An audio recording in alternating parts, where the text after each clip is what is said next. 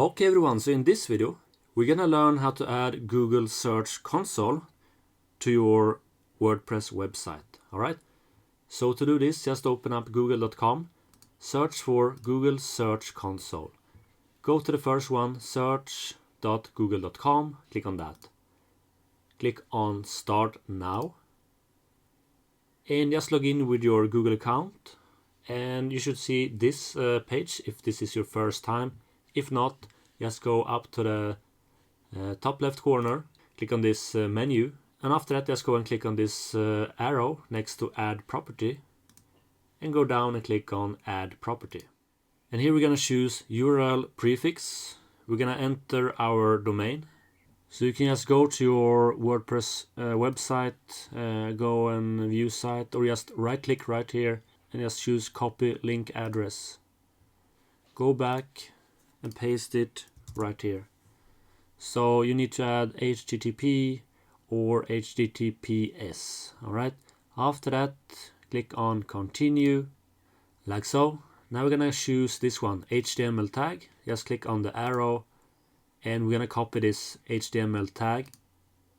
We're gonna go back to our WordPress website. We're gonna go to plugin, click on add new. We're gonna search for headers and footers. Hit enter. And we're gonna install this one. Insert headers and footers by WP Beginner. Click on install now.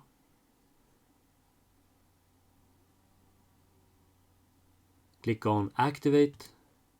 Alright, then go to the left sidebar, just go to settings, go down to this one, insert headers and footers, and just paste the HTML tag right here in script in headers, like so. Go down and click on save. Alright, let's go back to Google Search Console and just click on this one, verify. Okay, so I got this verification failed, just server timeout. Just go and click on OK, click on HTML tag, and just click on verify one more time. And now we got ownership verified.